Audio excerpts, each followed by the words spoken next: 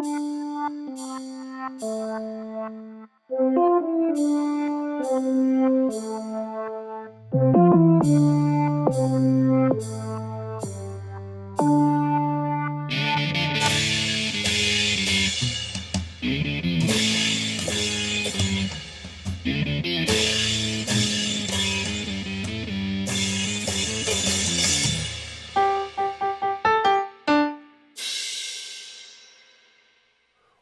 to the creative community. I'm your host, David Starkey, and my guest this time is artist Lee Anne Dollison. Lee Anne, welcome. Welcome, thank you. Yeah, I mean, I'm really looking forward to showing your work to our audience.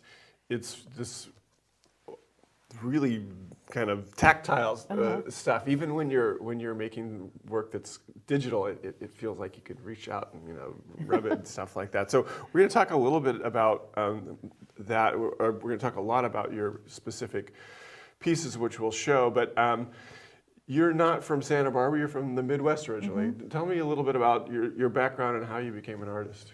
Well, I'm from Nebraska, specifically, eastern part of Nebraska. I grew up on a farm, so the tactility of the stuff that I do is, I saw a lot of that growing up. Mm-hmm.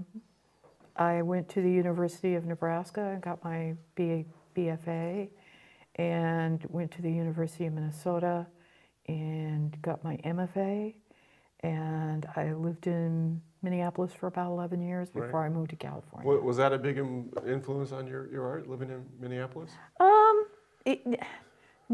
Well, not necessarily on the art itself, but it taught me about arts communities, because they have a really big and wonderful arts community there. But yeah, and I made many friends there, and it carried me through. I had a gallery there, and she was sharing stuff with a gallery in Chicago, so I learned how to network. Mm-hmm. And how did you find yourself in Santa Barbara? Well, I came for a job. When I was working, I was a graphic designer for a publishing company. Mm-hmm. And they moved me out here to work for an editor who lived out here. Okay. And so I designed books and illustrations for books, and just Were they educational? Or, yes. Yes. Can you tell us the publisher? The publisher was West Publishing, which is known more for law books, but they had an educational publishing division, and it was for college books first, but then they went into secondary education. Right. And so there were some high school books involved. So does any of that work carry over into the work that we're about to look at? Definitely. I mean, I worked for nearly 30 years in graphic design, and that had a definite influence on how I work. It didn't have a particular direct influence on the work itself. Mm-hmm. But it did teach me a lot of things about how to work, especially in the digital medium. Okay. I've been using Photoshop since the first version. Okay. So I know it very well. You've spent a lot of money on Photoshop. Yeah. Well, actually, my company spent a lot of money on Photoshop. So let's go out to the first work, and we're going to kind of go, I think, in sort of chronological order. This is before 2013, so we're moving back a decade. What are we looking at here? Well, this is Seismic Bingo is the title of the work, and it's sort of, I mean, I found this piece of tile work in a box of stuff that I inherited. And I turned it into sort of a two-dimensional piece. And it sort of looks like fault lines. So hence the title, Seismic Bingo.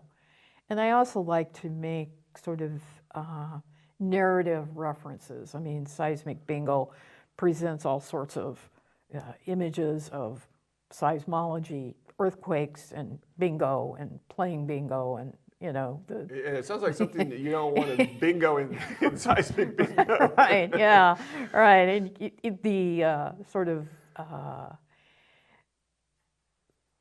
inability to plan for against a major earthquake Yeah, or right. something like that. Yeah. So yeah, we see with a sense of humor. We've got those primary colors in there, and again, like it's two-dimensional, so it's something that you want to reach out and kind of touch. So what do we got next? Oh, this is even further back than seismic bingo. This is it's called My Father's Fields. This is a piece I did when I first moved to California. It looks like a field. I mean, I work abstractly, and I don't always know what the shapes are going to be or how the picture is going to ultimately look like. So the titles usually come afterwards. Right. I don't usually set out to do a picture of my father, but it's sort of, my father had died the year earlier, and it's sort of an homage to him. And it looked like a wheat field, so, and he was a farmer. That makes sense. Well, you were describing in your artist statement, like just starting off and not knowing where you're going, you know, Yeah. and that things build up, you add things, and this is clearly in that way of creating. Yeah. So the next piece we have is, Oh, yeah. Oh, I forgot the title. this is it Dream in a Cold World? Yeah, Warm Dream in a Cold World. Warm Dream in a Cold Yeah. World. And this one is, again, I didn't set out to actually do this. In fact, the palm tree and the blue box there was sort of an afterthought. I mean, I had finished the piece, I thought it was done, and then I sort of had this little piece of ephemera that had been in another piece. Which and I was put this it little in. palm tree. Yeah, right. Yeah. And it was sort of my statement about moving to California. I mean, Minneapolis is not exactly a California-like place. Right. And so there was a real difference in the climates between that Minneapolis and California. Yeah, so I mean, the gray sphere clearly drowns out the palm tree in terms of volume, but it also almost looks like a keyhole or something like that. Yeah, kind of. Yeah, I mean, it definitely is in this bigger field of cold-looking colors. Right. Is this bright blue and red and yellow piece that sort of, you know, it compartmentalizes the experience I was having when first moving to California. Yeah. I'm interested, you said that you thought the piece was finished, but then you realized it wasn't. I mean, that's an interesting thing for like all artists, right? All creative people is like, when is something done? What is your sense of that? Nothing is ever done. Okay. And, you know, in this piece, I didn't really set out to put that little primary colored box in there, but it was there. I happened to put it next to the piece, and it worked, and it just, you know, everything just clicked once I put that. Right. There's also another little piece above it that's also just a piece of paper with some color on it that I added above it. Yeah. Which, you know, it just really keyed the whole piece in. That reminds me of that. There's something by Yeats where he says, you know, a poem is done when it's the lock is clicked. It's like the clicking of a box. That's sort of similar to what you're just saying. So let's see what we got. What up here next? Is this Condo on Mars? This is Condos on Mars. I love the title. Yeah, I mean, this was sort of a memory piece. A lot of times I pull things from that are sort of distant memories or something I see that sort of sticks in my head.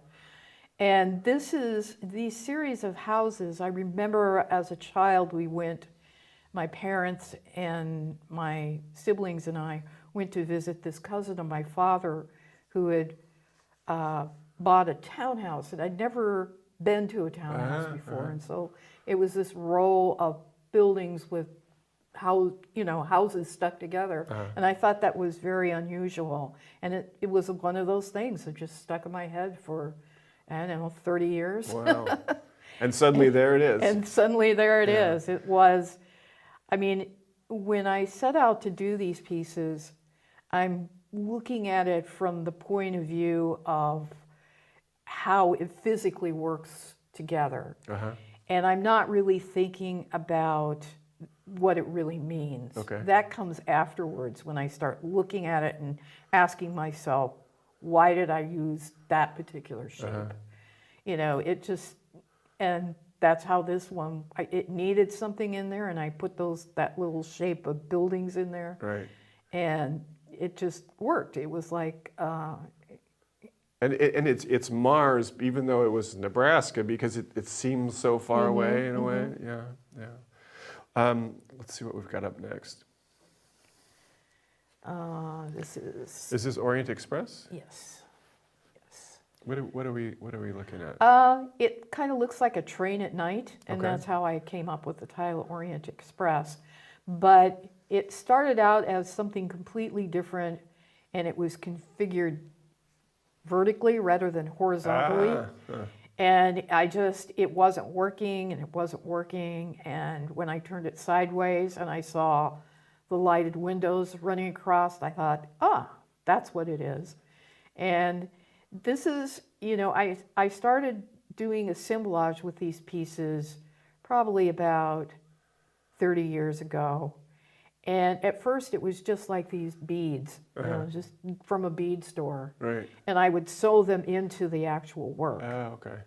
And that's what that roll of sort of On the lighter bottom there. colors, light stuff, it's actually beads, and there's a piece that's glued on. I do a lot of that too, taking nothing, I throw nothing away, and I reuse practically everything. So is your garage like full of tubs of stuff? No. Yeah, actually it's getting to be that way, yeah. Let's see what we've got next. Okay. So is this nesting? Mm-hmm. Tell us about this. And this is definitely assemblage. Or nestling. Nestling, yeah. From what I can see, it looks three-dimensional. Mm-hmm. Yeah. Yeah, it is very three-dimensional. It was a piece of wood. I think originally it was a closet hanger, where the pole goes into a socket. That's Right. what that is. Oh. On a piece of wood. It was something I found, and I thought, this is interesting. I think I can make something with this. Yeah. And so it became sort of this nest. The pieces in the nest itself Gotcha. are beads. It's a necklace, actually, made of beads that I had once worn, but it broke, and so I decided to use it in art. And the piece above it is a piece of, it's supposed to be a tooth, but I think it's just some sort of carved ivory.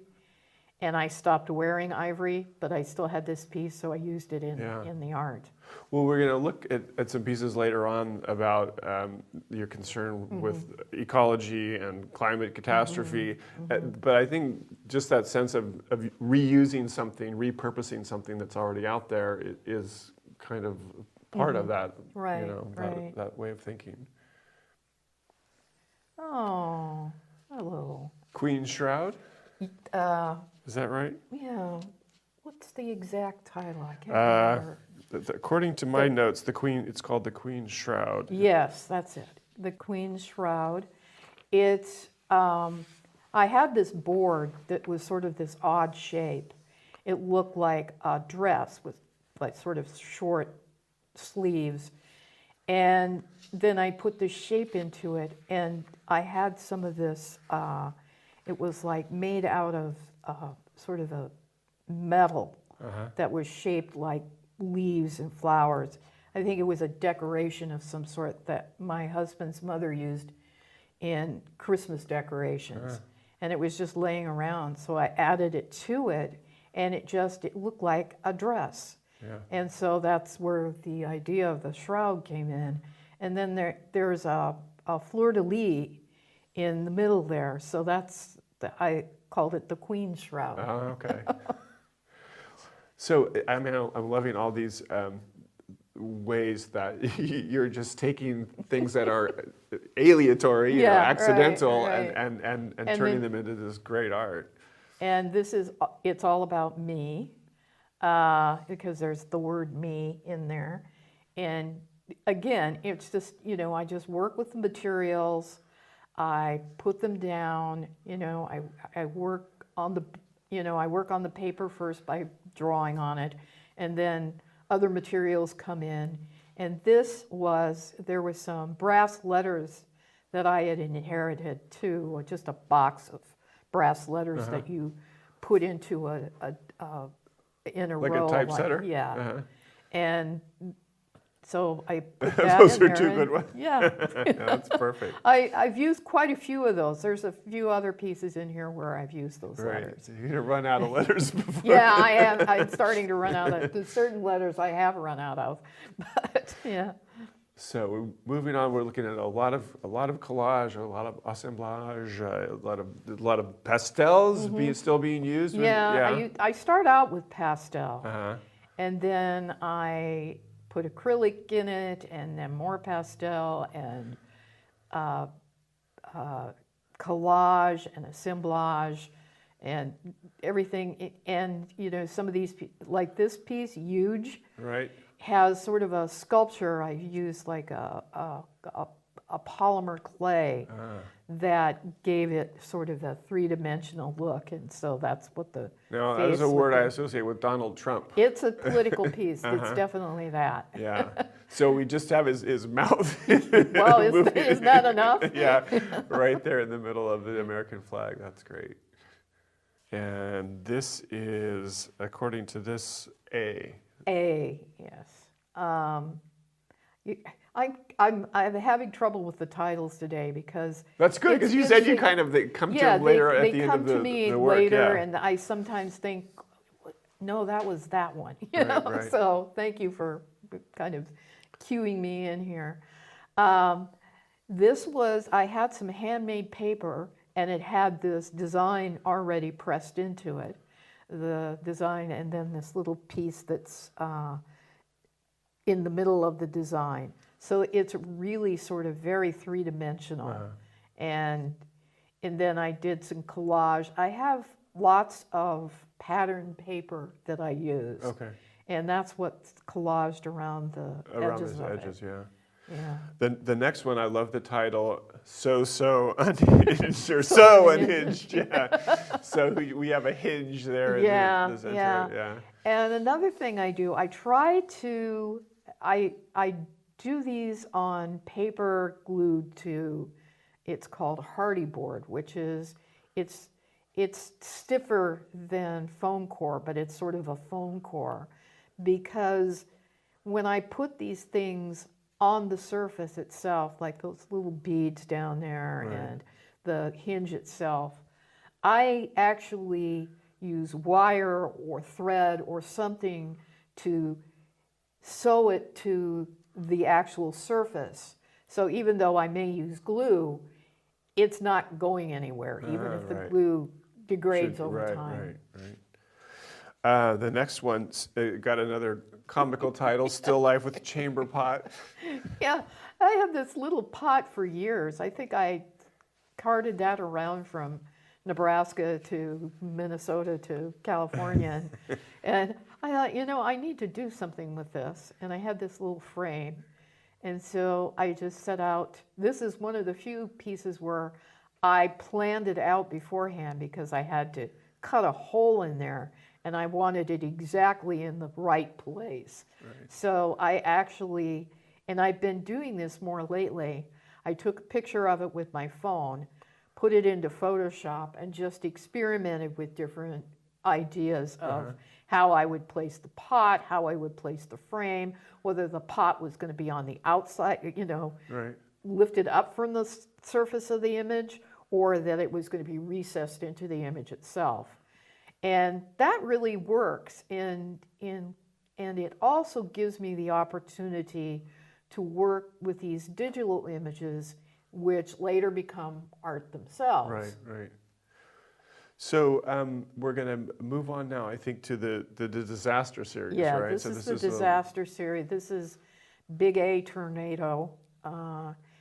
And I'm from the Midwest, and we have these things. They happen every summer. Right, yeah.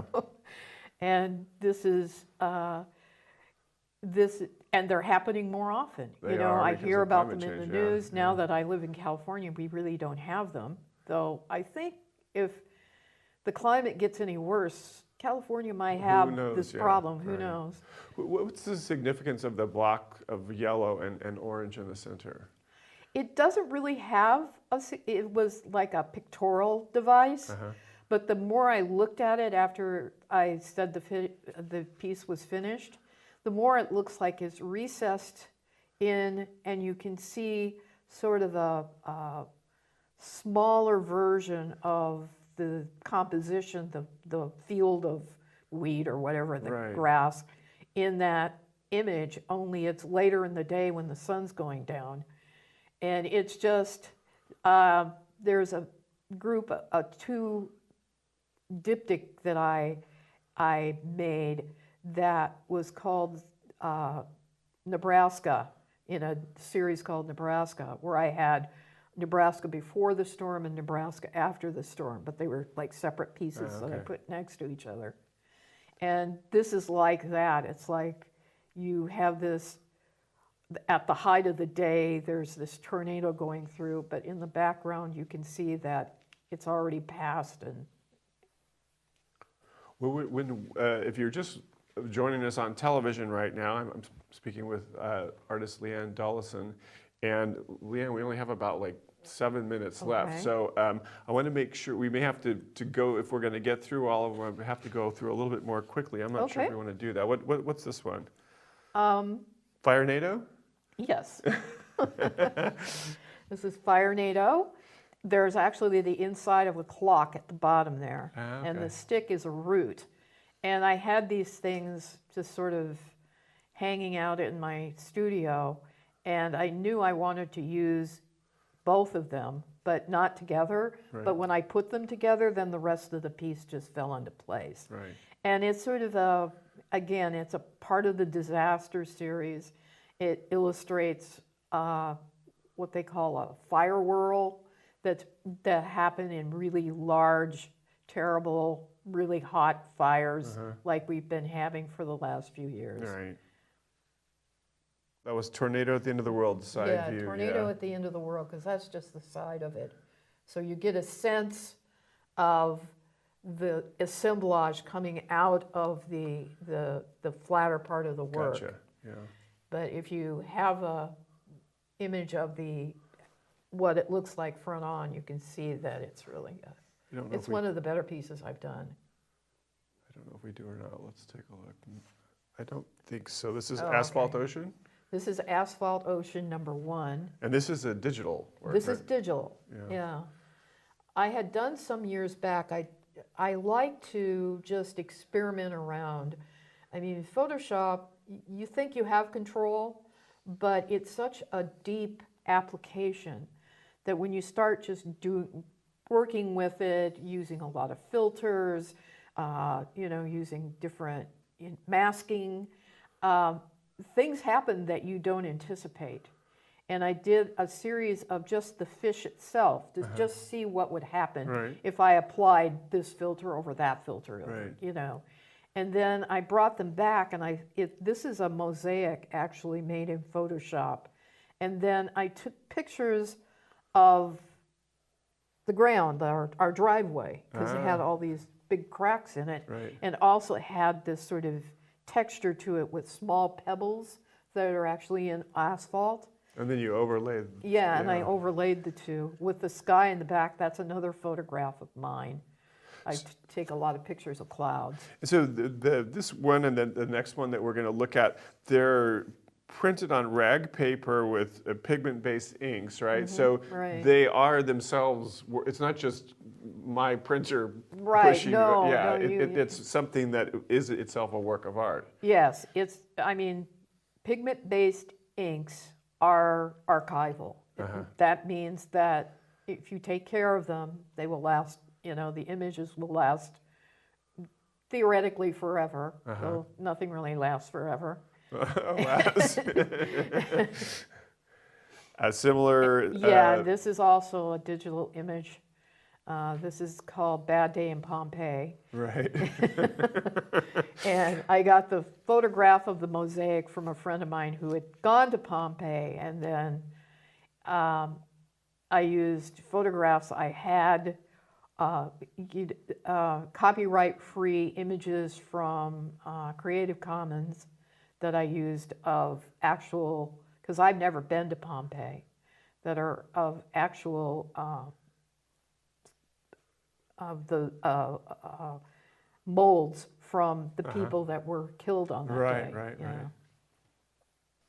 The Beast. The Beast. There was a tornado about maybe 2 or 3 years ago that was one of the largest tornadoes ever, and it went for a long way. It went from somewhere in the south all the way up into like Pennsylvania or New York or Ohio. It did an enormous amount of damage, especially in Kentucky. And I thought, you know, it's just these things are becoming so much more disastrous because of the rising temperatures and the way that the jet stream is changing. Tornadoes happen when warm air comes up from the Gulf and cold air comes down from Canada. And because warm air rises and cold air drops, that when cold air comes over warm air, they start to circulate. Right. And then they're circulating this way eventually. And that's how they become tornadoes. We've got just a little over a minute left. I'd love to go to Pointy-Headed Monster if we could, just for the last. Oh, okay. Yeah. Now this is a combo of digital and an assemblage. Right. So there's little pieces of jewelry in there and little notions you can't really see them. Again, it was an experiment in Photoshop where I took a triangle, just a shape, and just filtered it to death. And I had 2 versions of it, and when I flipped them so that they were facing each other, then it became a narrative piece. There was a narrative in there. Right. Well, and we're going to have to end on that right there. Leanne, wow, fascinating stuff. Yeah. Thank you so much. Well, thank you for having me. So I will sign off now, and I'll say that the creative community is produced by TVSB in Santa Barbara and CAPS Media in Ventura. I'm your host, David Starkey, and we'll see you next time.